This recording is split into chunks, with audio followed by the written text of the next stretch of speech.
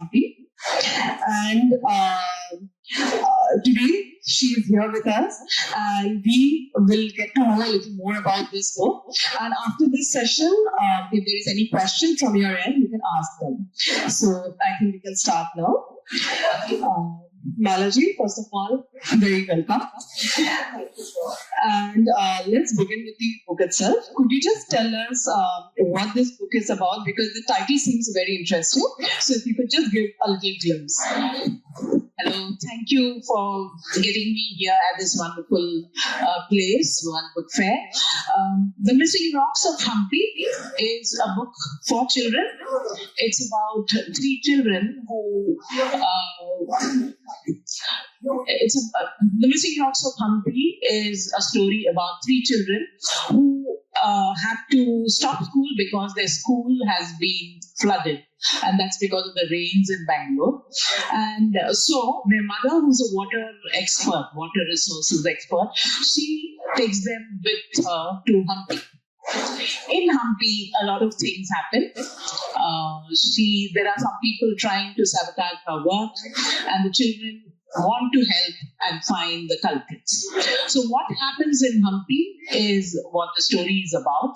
But woven through this is the water knowledge that our ancestors had, and how people in those days, without so many technical advancement, still managed to make bridges and dams and anecots, which are still working. So it talks about history and how we can address the problems of the present with solutions from the past. So when you mix today's intelligence and the knowledge of the past, you're able to solve better things. And this makes history more alive for children, because otherwise children tend to think history is just for textbooks. So when they see a real story coming out from there, I hope children will think of history as something that is more alive and more necessary in their learning. So a question, why did you choose Hampi as your setting? Is it because you like that place? Is it because you have traveled there? Or do you think it is because of its historical significance? So if you could tell us why Hampi is your place. So definitely Hampi is a lovely place, and I've been there, and it is beautiful. So that, yes. The second reason is Hampi and the Vijayanagara Empire is so full of history. There are so many aspects there worth learning about. So that became one of the reasons. Also, I needed a setting which was close enough to Bengaluru, because the children had stopped school and they had to go to a place not very far away. So it worked that way. Also, I'm very passionate about the environment and ecology, and how we can all, make it a more sustainable world. So that angle worked out very well with Hampi as a setting. So that's the reason. Okay, that's great. So I would like to ask the audience here, how many of you like history as a subject? If you could just get a raise of hands. Oh my God, so many people with so few hands. I think there are a few children at the back. Is there anyone who likes the subject history here? Okay, so we have another history teacher here. So that itself shows that the history as a subject, not many people find it interesting. People say that it is boring. People say that it's all dates, and so why, do we need to find this subject interesting? So why do you think that? Because of course it's a book on mystery and kids, but history is its backbone. Is there any particular reason you thought that this is essential for children? Because this subject is something children are not usually interested in, so I believe that is a brave step as well. So what do you think was the reason for you for history to be the backbone? How essential is history for children, especially today? I think it would be wrong to say children are not interested in anything. Children are interested in everything. It just depends upon how we present presented to them. And most adults, when we like something, we push it down their throats. So if, for instance, it's as simple as sabji khao, all the time we are forcing them to eat vegetables and they don't want it. But you leave it on the table, I think they pick up more vegetables than we think they would. Similarly, any subject, I think the subject itself is always interesting. It's the fact that we make, as adults, we make it not so interesting sometimes. And especially when it comes in the school textbook, we always tend to think of it as, oh, it has to be studied, it has to be done. And therefore, sometimes it becomes boring. This book I wrote, I was invited to write this book through the Foundation for Indian Historical and Cultural Research, which believes that history has to go to children because it's very important for them to know our past so that they can understand our present and future. So history was the backbone of this book. In a way, I don't know much of history. As a kid, I did study history. I studied science and maths, and then because of that, I did a lot of research, and it's fascinating. Even as a journalist and as a writer, it's fascinating to read about the things that people did in the past and how they did it and those times and how relevant it is even today. So forget about the dates, forget about who ruled which kingdom, who fought over which kingdom. Those are the things that tend to be studied, but there's so much more that we can learn from history. Okay, so this is a fiction, of course. So could you just tell how much of it is fiction and how much of it is actually historical fact, and how children can actually, learn about? Is it possible that children get to know a little more about Hampi from this book? Say, suppose people from outside Karnataka or maybe outside of South India, would they get to know a little more about Hampi, its historical significance, and how to differentiate where fiction ends and where the reality begins? I hope readers can tell the fact from fiction. It was difficult. The reason I chose fiction is that many of the things in the past are not recorded.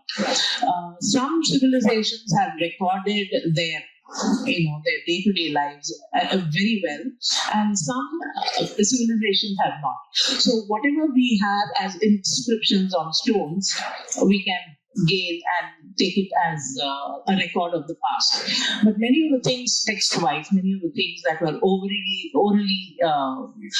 propagated, we do not know whether they actually happened or whether they were a fiction of someone's imagination. So as a journalist, I also find it very difficult to immediately believe something without proof. At the same time, I know that we do believe in so many things which never have to be proved. So somewhere there is, there's a confusion about that. But in the book, I've tried to there are some places which are actually existing, which exist right now, and therefore they are true. So the monuments are existing, they are true, and that's not fiction, that's not fiction. The children are fiction, but at the same time, they could be the children that you see every day. They could be your niece, your nephew, your sister, your child, whatever. So these children, in that sense, what they feel, what they see are real. What happened in Bangalore is real. What happened, and I spoke to a lot of experts on water who are all working to ensure that cities don't suffer the way they do sometimes during the rains, all because of bad management of systems. It isn't that systems are not there, it's just that systems are not managed well sometimes. So I think as a reader, I hope children will see that some things are imaginary, but many of the things are the truth, or they are as they are today.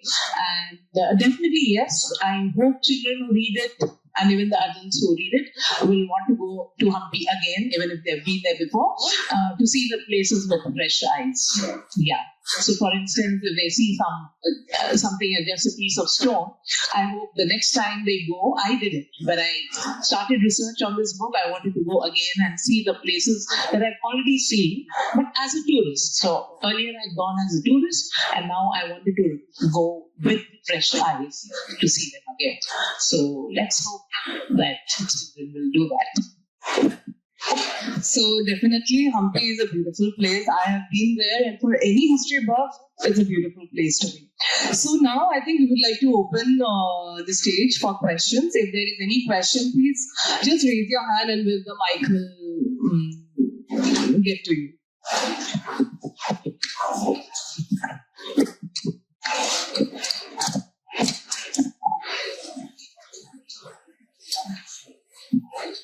Mom, children are often known for the curious mind, and being an author who writes for children, there's a huge responsibility that you ignite those curious minds. So my question is, what is the one question that most of the time after reading your book will come up with? The title of the book is The Missing Rocks of Hampi. One rock is very clearly missing. The other rocks, many of them are not able to find out because it's hidden. So something like that. I mean, if you just read it through, you'll probably miss it. And there have been people who said it should be the missing rock of Hampi, and I said no. Go check. There are some more rocks missing. So that's just something fun that I felt like doing.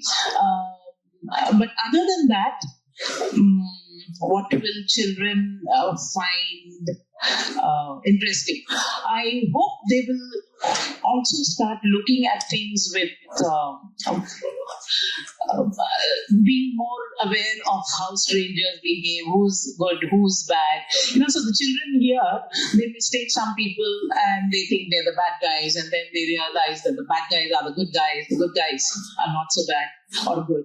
So I think children will see that they come across people like that, and definitely somebody who looks scary need not be scared. So those are small things I hope children will read and appreciate.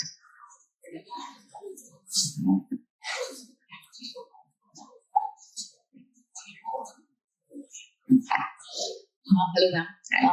I wanted to ask you, what was the most fun part you had while writing this book? I don't know. I enjoyed everything because different parts of it made me happy for different reasons. For instance, I love to dig out information. So when I found things which I had not known about, it made me very happy. I felt good. Also thinking about, I don't have teenagers at home right now. My kids are grown up. But imagining how a child would behave or, talk today, that was fun. I could become young again. I could be 10 and 9 and, write as though I was that age. Because this is written from 12-year-old voice. So that was fun. To imagine myself as that girl and write was fun.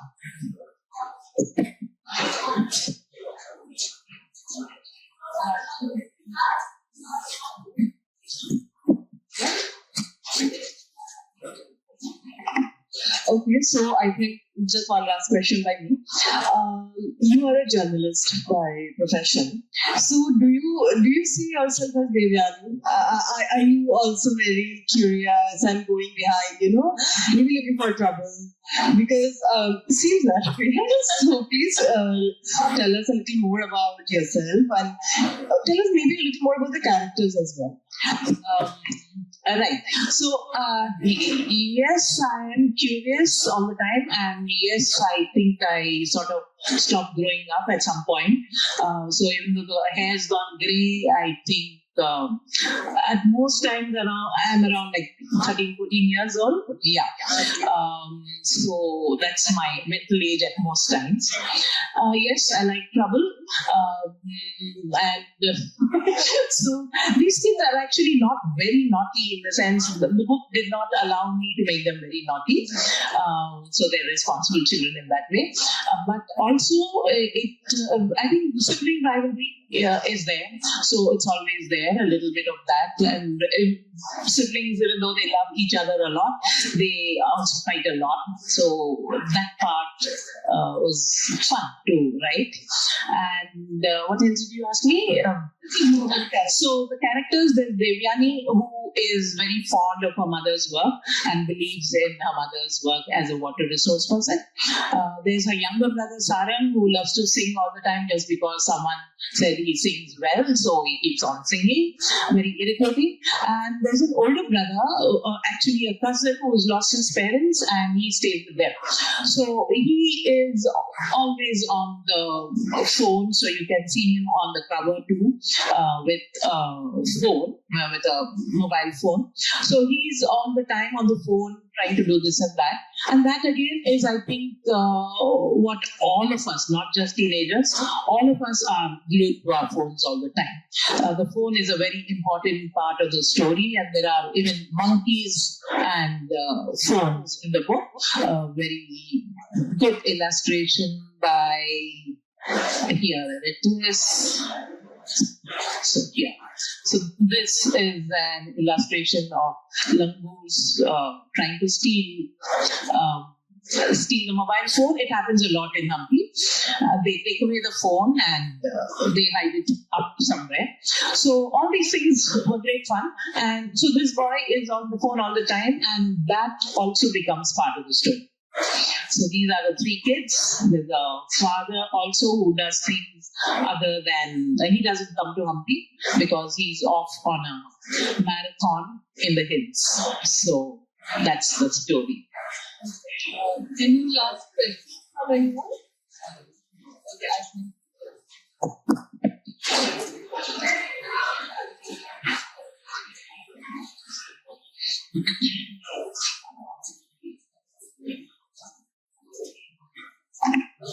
Hello, ma'am. So I just want to ask one thing. Like, as a young adult, I still love to read children's books and like story books a lot, like Secret Seven, Hardy Boys and all. I still find my joy reading them. So I just want to ask, like, what do you think? What I can, like, a young adult can take from this book, like, to get like you travel to Hampi and all, so you get something with yourself from the civilization and all of the things you saw there. So what as a reader I can take from this book? Okay, so good that you're reading children's books because they're never out of fashion or they're not age related at all. Anyone can enjoy children's books. In fact, a lot of works goes into every picture book also. So I think it's good that you read picture books and any books. The other thing about what an older child or a young adult can get, this book has a female water resources expert. Now, how many of us, when we are growing up, say, I want to become a water resources expert? We never say that. I want to be an engineer, I want to be a doctor, or now I want to be a manager, management consultant. So there are many professions, there are many things that young people can do. These are just, something that may ignite something in their minds to things that are there for people to do. People are doing it. It's just that the name hasn't been that. So maybe that, or maybe just tourism. There are a lot of very small, I mean, it's just a touch of this and a touch of that. But there are people working in conservation. There are people working with animals. There are people working with heritage. So all these are things that may open your mind as a young adult to different worlds, different possible worlds. Thank you. Thank you, Balaji. This is a very beautiful book, really. I have read the reviews. Parents have actually said that their kids who don't really pick up their NCERT textbooks, they have picked up this book and they loved it. The reviews are great. And I'm pretty sure experience was also beautiful with this. Maybe you can tell us a little more about your experience. As an author, for anyone, and there are so many authors in this place today, and I'm sure everyone will say the writing is the simplest part probably. After we write, the edits are very tough, the fact checks are tough, and working with a good publisher is one of the best things that can happen to an author. So in this case, Blue One Ink was supportive right from the start, and it was such a smooth process. I could ask them for edits. I could. They were very open with whatever work I did. I could work with the illustrator. So all these things made it very easy for me to see the book the way I had envisioned it, and at the same time ensuring that the book did the job that it had set out to be done. So it was a pleasure working with Blue One Ink, and I hope I get a chance to work with you all again. Okay, Malaji, I think this is it. I think there are no further questions, but we can start with the author signing. We will have the author signing here itself. Some author signed copies will be here so that these all days when people come, they can pick it up from here. But anyone else who wants to get their copy signed, you can just get a copy, get it signed from ma'am here and take it along with you. Thank you so much, Malaji, and thank